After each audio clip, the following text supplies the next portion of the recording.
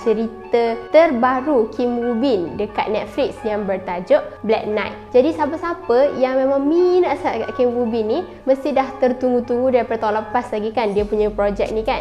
Cerita ni dia punya tema macam dystopian lah, macam cerita Maze Runner, Divergent, Mockingjay, semua macam tu lah cerita dia.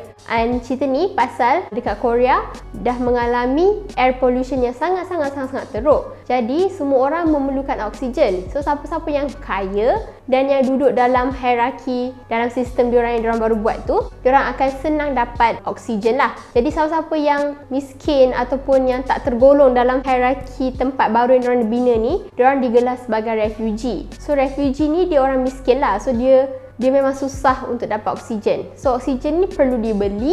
Jadi siapa-siapa yang kerja kat kerajaan ke ataupun dia memang golongan-golongan menteri ke kan, family dia kaya ke, dia memang akan dapat bekalan oksigen yang mencukupi lah sebab dia orang akan sentiasa beli, dia orang ada duit dan dia orang juga akan diberi oksigen secara percuma macam tu. Dekat Korea dalam cerita tu memang sangat-sangat teruk sangat-sangat dia punya pollution tu. So menyebabkan ada banyak radiasi yang berlaku. Jadi ada seorang budak ni, nama dia Sawol dalam cerita tu. Dia tu kira macam mutant lah dalam refugee sebab dia dilahirkan dalam kawasan Lombong. So kawasan Lombong tu terdedah dengan radiasi. So dia punya tulang tu besi.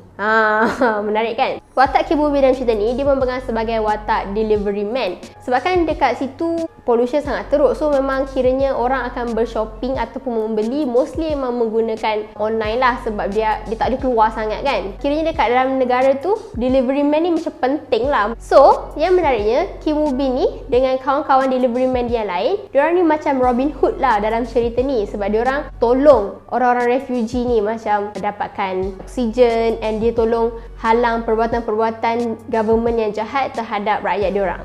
Okey, jadi siapa yang dah tengok cerita tu, saya ada banyak benda saya nak cakap pasal cerita ni. Sebab first kali, cerita ni kan macam memang orang tunggu dah daripada tahun lepas lagi orang tunggu. By the way, cerita ni daripada webtoon. Jadi fans yang dah baca webtoon pun macam tertunggu jugalah cerita ni. Tapi sayangnya cerita ni tidaklah dibuat dengan baik. Bukanlah tak buat dengan baik. Kalau kita tengok daripada segi dia punya CGI, dia punya sinematografi semua cantik je. Cuma saya rasa cerita ni kan dia series 6 episod. Tapi dia boleh je compresskan semua tu menjadi satu movie. Sebab cerita ni bagi saya dia slow. Episod 1 saya tengok kan, saya macam what is this? Macam tu.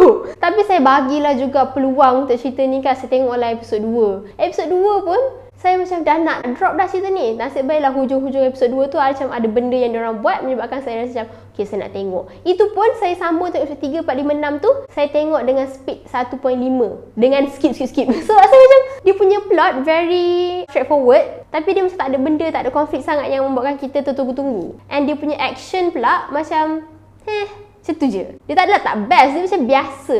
Cerita ni, keseluruhan cerita ni saya rasa dia very biasa. Saya bertahan sampai 6 episod memang mainly sebab saya nak tengok Woo Bin je. Sebab Woo Bin memang handsome gila dalam cerita ni, okay? Dia dah buff kan, suara dia deep macam tu kan. Jadi saya rasa projek Woo Bin yang ketiga setelah dia sihat daripada sakit dia tu agak mengecewakan jugalah. Sebab cerita Our Blues best, Eleanor pun best. Tapi yang ni dia macam macam tu sikit lah. Okay?